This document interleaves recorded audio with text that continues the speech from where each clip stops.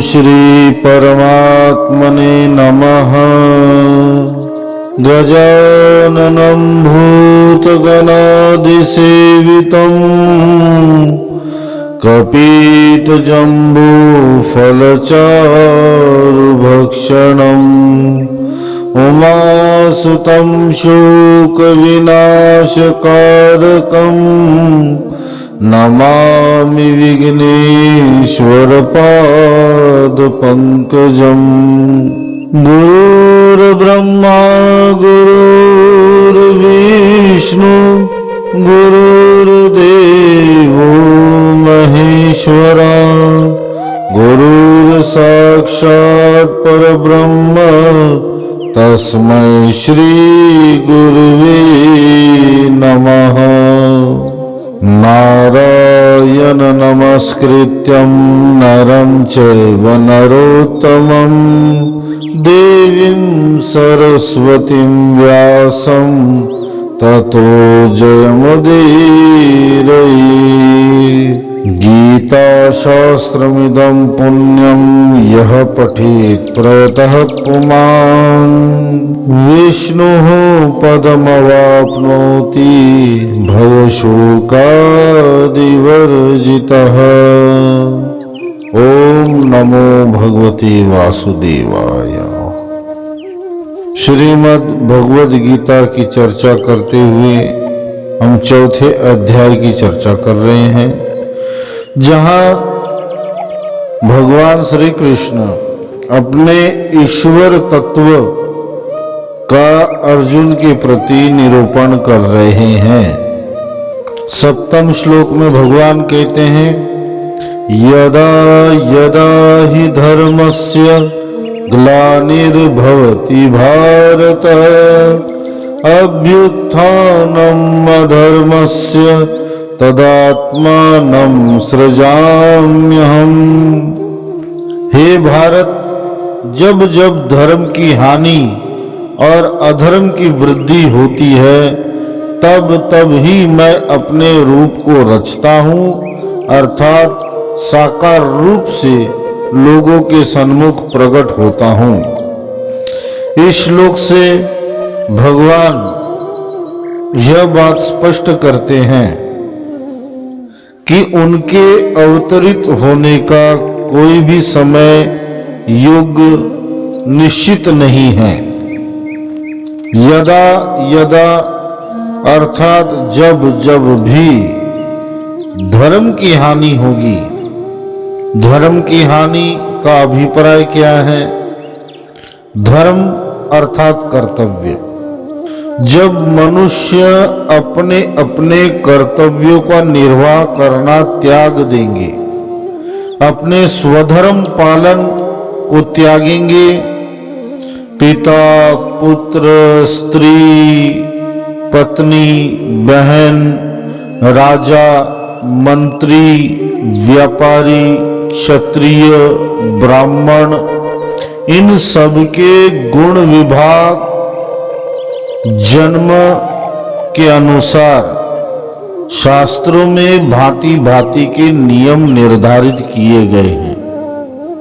जब सब अपने अपने स्वधर्म के आचरण का परित्याग करेंगे, अपने धर्म अर्थात कर्तव्यों का पालन नहीं करेंगे, राजा प्रजा पालन करना छोड़कर प्रजा का शोषण करने लगेंगे, ब्राह्मण विद्या दान तथा विद्या अध्ययन छोड़कर पाखंड में रत हो जाएंगे तथा केवल दान और धन कमाने की ही उनकी प्रवृत्ति होगी। व्यापारी झूठ बोलकर अपने सामान को बेचेंगे और ग्राहकों को ठगेंगे।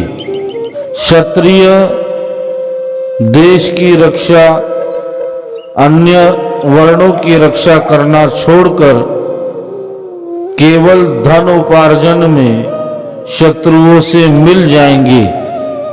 स्त्रियां स्वेच्छाचारी हो जाएगी, पतिव्रत धर्म का परित्याग कर देगी।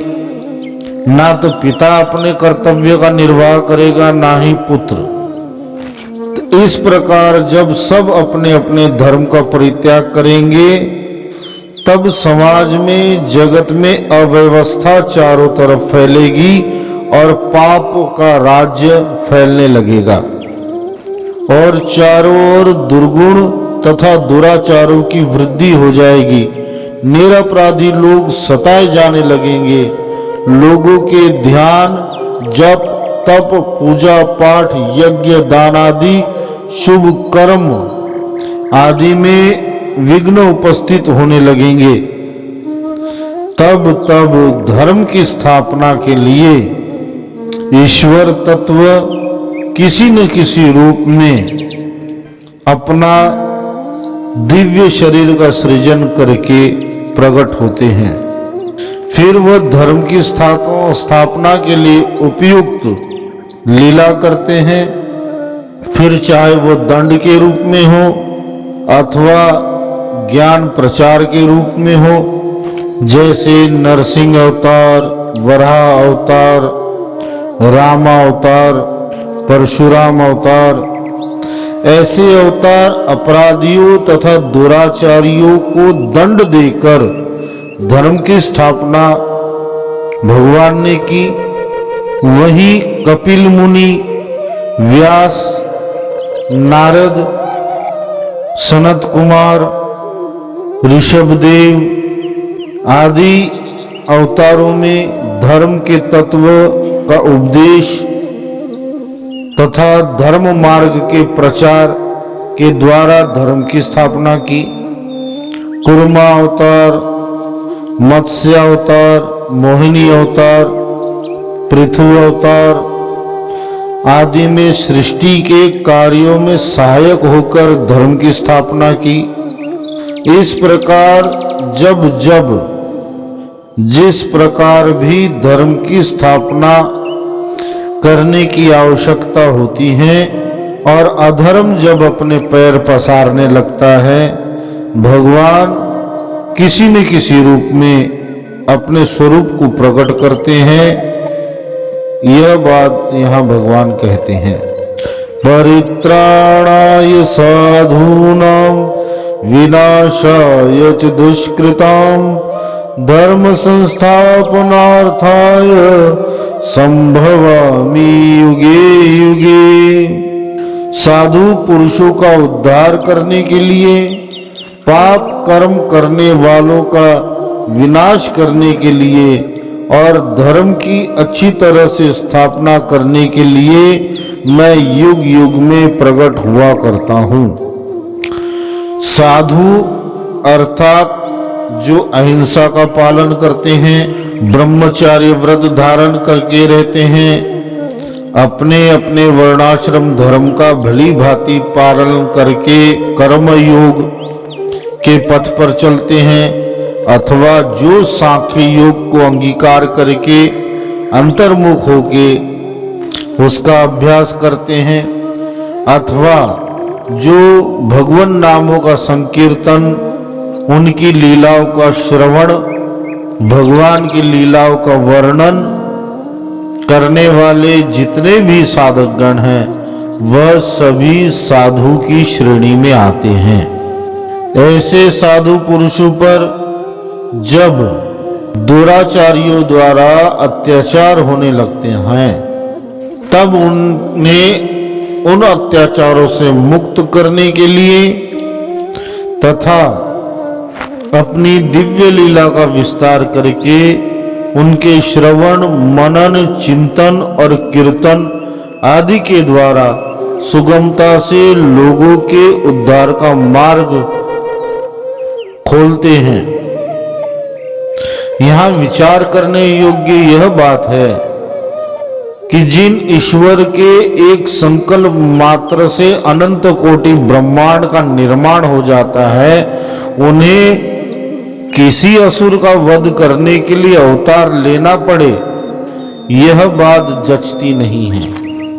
कई लोगों की यह धारणा है कि राम अवतार रावण के वध के लिए हुआ था, परंतु कारण यदि केवल रावण का वध होता जिनकी केवल एक टेढ़ी भ्रुकुटी मात्र कर देने से काल भी भयभीत हो जाता है, उनके केवल संकल्प मात्र से ही रावण भी मर जाता। परंतु यहाँ रावण को मारने का केवल निमित्त था। अहिल्या, शबरी, कई ऋषि मुनि जो भगवत दर्शन की लालसा से कई वर्षों से तपस्यारत थे, इन सब साधु पुरुषों के उद्धार के लिए तथा अपनी लीला चरित्र नाम के निर्माण के लिए ही राम अवतार हुआ। यदि राम अवतार ना होता तो राम के नाम को कौन जानता और राम की कथाओं को कौन जानता। भगवान श्री राम ने अपने अवतार काल में कुछ ही गिने चुने लोगों का उद्धार किया होगा, परंतु त्रेता युग से अब तक भगवान राम की लीला का श्रवण, चिंतन, मनन तथा उनके राम नाम के कीर्तन के द्वारा अनंत भक्त समुदायों का उद्धार हुआ, मोक्ष को प्राप्त हुए हैं। अपनी लीला चरित्र तथा अपने नामों के प्रचार प्रसार के लिए और उस काल के स्थित साधु पुरुषों के परित्राण के लिए तथा अपने दिव्य दर्शन कराकर उनकी भक्ति तथा साधना का प्रसाद देने के लिए ही भगवान लीला अवतार ग्रहण करते हैं। किसी असुर को मारना भगवान के लिए कोई कठिन कार्य नहीं, परंतु उनकी करुणा इतनी विशाल है कि अपने भक्तों के लिए तथा साधक गणों के लिए उनकी लीला कथा तथा उनके नामों के स्मरण रूप सुगम मार्ग, भक्ति मार्ग के लिए ही भगवान अवतार ग्रहण करते हैं। इस श्लोक में भगवान के अवतार ग्रहण करने के 3 कारण बताए गए हैं। पहला, साधुओं का परित्राण, फिर दुष्टों का संहार तथा धर्म की स्थापना। तो प्रश्न यह उठता है कि क्या यह तीनों आवश्यकताएं जब होगी तभी भगवान अवतार लेंगे? नहीं, ऐसा कोई नियम नहीं है। इन तीनों में से कोई एक कारण उपस्थित होने पर भी भगवान अवतार धारण कर सकते हैं, और यहाँ ऐसा कोई नियम भी नहीं है कि भगवान केवल एक ही युग में एक ही अवतार ग्रहण करेंगे। 10 अवतार तो भगवान के सर्वविदित है, परंतु भगवान के 24 अवतार माने गए हैं।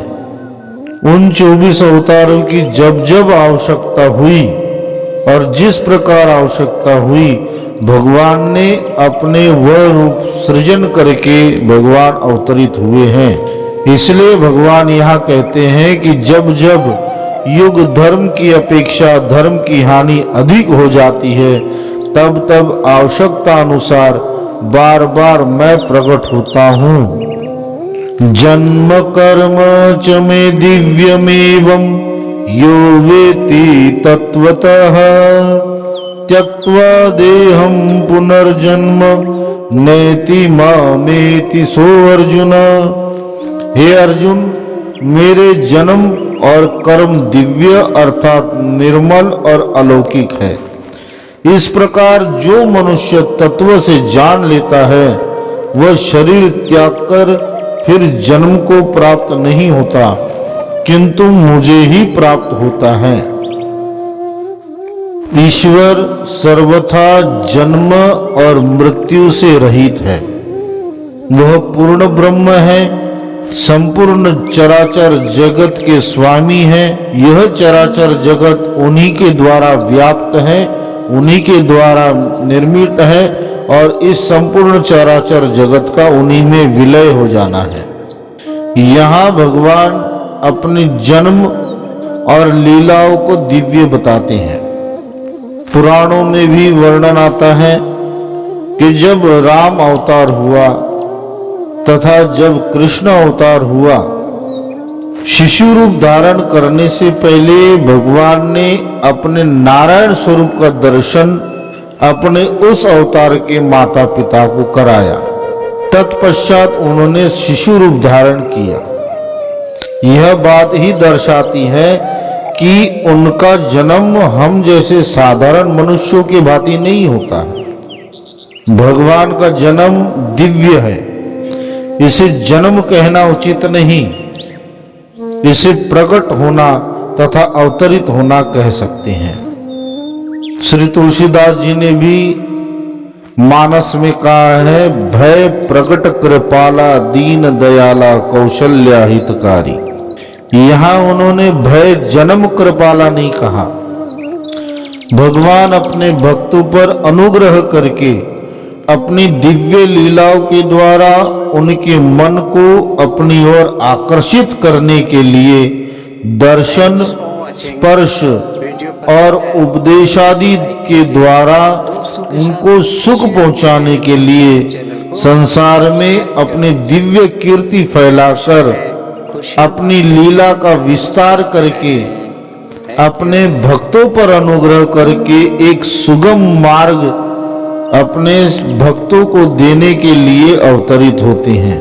आगे भक्त भगवान की उन्हीं लीलाओं का गायन करके, श्रवण करके, भगवान के उन्हीं नामों का संकीर्तन करके सुगमता पूर्वक उस ईश्वर तत्व को, भगवान को प्राप्त हो जाते हैं। जिस प्रकार एक भृंगी कीट निरंतर उस भृंगी का चिंतन करते करते वो भृंगी का ही स्वरूप हो जाता है, उसी प्रकार भगवत भक्त भगवान लीलाओं का चिंतन करते, श्रवण करते, मनन करते, उनके नामों का संकीर्तन करते हुए यह देह, स्थूल देह परित्याग करने के पश्चात भगवत रूप ही हो जाते हैं, जिसे सारूप्य मुक्ति कहा जाता है।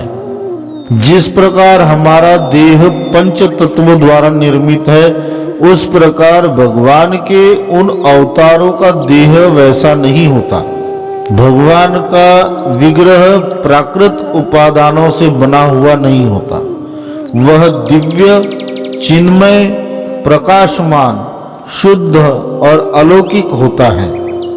उनमें उनके जन्म और लीला में ना ही कोई प्रारब्ध कर्म का हाथ होता है, ना ही कोई भाग्य होता है, ना ही कोई कर्म संस्कार उनकी लीलाओं को बाधित करते हैं।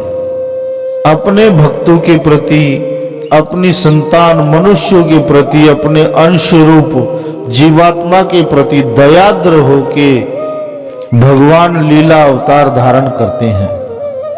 जो पुरुष इस प्रकार भगवान के जन्म की दिव्यता को समझता है, उसे उसी समय समझो ईश्वर प्राप्त हो जाता है। उसका संबंध किसी न किसी प्रकार ईश्वर से जुड़ जाता है और ऐसा व्यक्ति, ऐसा भक्त जब देह त्यागता है तब उसका पुनर्जन्म नहीं होता, क्योंकि पुनर्जन्म होने के लिए कर्मों का संचय होना आवश्यक है। जब किसी मनुष्य का ईश्वर के साथ संबंध जुड़ जाता है तब वो कर्म शून्य हो जाता है।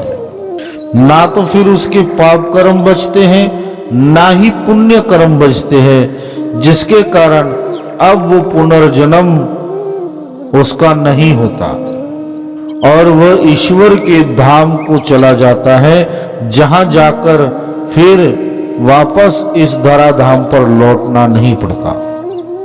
वितराग भय क्रोधा मन्मया मामुपाश्रिताः बहवो ज्ञान तपसा पूता मद्भावमागताः। पहले भी जिनके राग, भय और क्रोध सर्वथा नष्ट हो गए थे और जो मुझ में अनन्य प्रेम पूर्वक स्थित रहते थे, ऐसे मेरे आश्रित रहने वाले बहुत से भक्त उपर्युक्त ज्ञान रूप तप से पवित्र होकर मेरे स्वरूप को प्राप्त हो चुके हैं।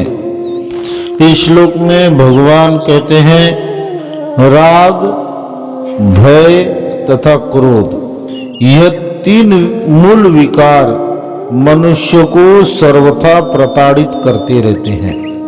भगवान यहाँ उन मनुष्यों का वर्णन करते हैं जिनमें इन तीनों का अभाव हो गया है। इसलिए यहाँ वितराग भय क्रोधा पद का भगवान प्रयोग करते हैं, अर्थात तीनों विकारों का जिन पुरुषों में सर्वथा अभाव हो गया हो, उनका केवल एकमात्र आश्रय ईश्वर ही रहता है।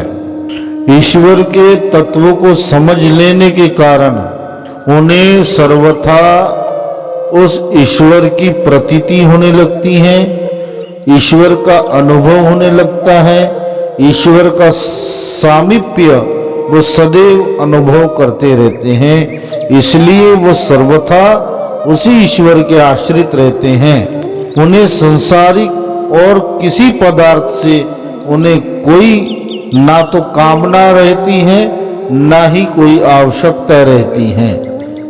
ऐसे साधक गण जो केवल उन्हीं के आश्रित है, भगवान यहाँ उन भक्तों का वर्णन करते हैं।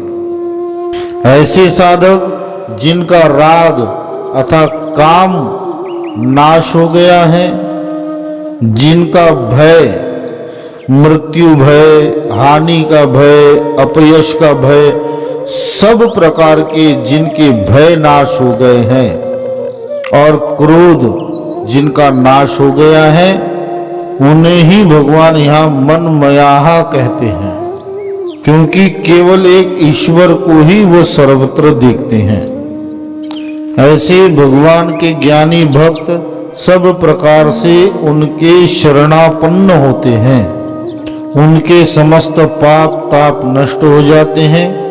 अंतःकरण में सब प्रकार के दुर्गुणों का सर्वथा अभाव हो जाता है और समस्त कर्म भगवान के कर्मों की भांति दिव्य हो जाते हैं तथा ईश्वर का चिंतन करते करते वह स्वयं ईश्वर रूप हो जाते हैं। भगवान सदा ही उनके प्रत्यक्ष रहते हैं तथा वे ईश्वर को ही प्राप्त हो जाते हैं।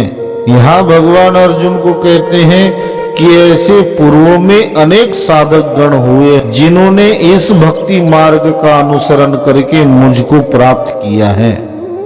ये यथा माम प्रपद्यन्ते तांस्तथैव भजाम्यहम् वर्तमानो वर्तन्ते मनुष्याः पार्थ सर्वशः।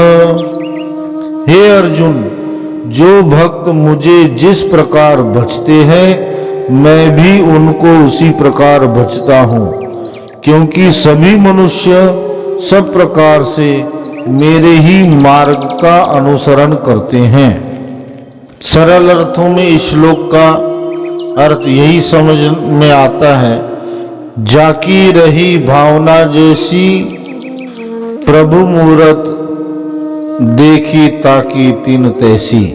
जिसकी जैसी भावना है, जो जिस भाव से ईश्वर को पूजता है, भगवान उसे उसी के भाव के अनुसार उसी स्वरूप में उन्हें प्राप्त होते हैं। कोई राम रूप में उन्हें भजता है, कोई कृष्ण रूप में उन्हें भजता है, कोई नारायण रूप में उन्हें भजता है, कोई नरसिंह रूप में, कोई वराह रूप में, कोई शिव रूप में, कोई माता रूप में, कोई गणेश रूप में। उस ईश्वर तत्व को जो जिस रूप में भजता है, वह ईश्वर तत्व उसे उसी रूप में प्राप्त होता है। श्री धाम वृंदावन में जब तुलसीदास जी गए, तब उन्होंने यह प्रण किया कि भगवान जब तक धनुष हाथ लेकर राम रूप में उन्हें दर्शन नहीं देंगे, तब तक वह कृष्ण जी का दर्शन नहीं करेंगे। तो बांके बिहारी जी को राम रूप में ही तुलसीदास जी को दर्शन देना पड़ा। इसी भाव को भगवान यहाँ प्रकट करते हैं कि जैसी भक्त की भावना होगी उसी प्रकार वह मुझे प्राप्त करेगा। भगवान कहते कि जो मेरा चिंतन करता है मैं उसका चिंतन करता हूं। कलयुग के भक्तों में भी हमने देखा कि धन्ना जाट जैसे भक्त के यहाँ भगवान ने गौवें चराई, धन्य जाट का सारा कार्य किया। जनाबाई जो महाराष्ट्र की भगवत भक्त थी, संत थी, उसके घर का सारा काम किया तथा गोबर के उपले बनाए। नरसिंह मेहता की हुंडी चढ़ाई।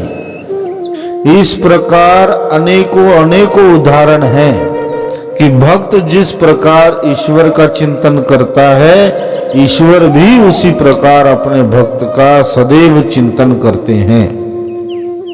भगवान कहते हैं कि जो मेरे लिए व्याकुल होता है मैं उसके लिए भी व्याकुल हो जाता हूं। व्याकुल सुदामा जब कृष्ण से मिलने गए तो भगवान भी व्याकुल होके अपने अश्रुओं द्वारा उनके चरण पखारे। गोप्य कामाद भयाद कंसो द्वेषाद यादवो। गोपी भाव ईश्वर को अपने पति रूप में माना तो उन्हें ईश्वर उसी रूप में प्राप्त हुए। नंद यशोदा ने पुत्र रूप में माना, उन्हें ईश्वर उसी रूप में प्राप्त हुए। कंस भय रूप से ईश्वर का चिंतन करने लगा तो उसे ईश्वर उसी रूप में प्राप्त हुए। इन सब लीलाओं के द्वारा भगवान ने यही भाव दिखाया है कि उनके दिखाए गए मार्ग प्रेम, परोपकार, सौहार्द आदि का बर्ताव दूसरे लोग भी उनकी देखा देखी करेंगे। भगवान की लीलाओं से प्रभावित होकर उन्हीं के गुणों को दूसरे मनुष्य जन भी अंगीकार करने का प्रयत्न करेंगे। इस कारण जगत में भक्ति का प्रचार, सुनीति का प्रचार होगा और इसी कारण जगत में धर्म की स्थापना होगी। ओम नमो भगवते वासुदेवाय। हरि ओम तत्सत, हरि ओम तत्सत, हरि ओम तत्सत।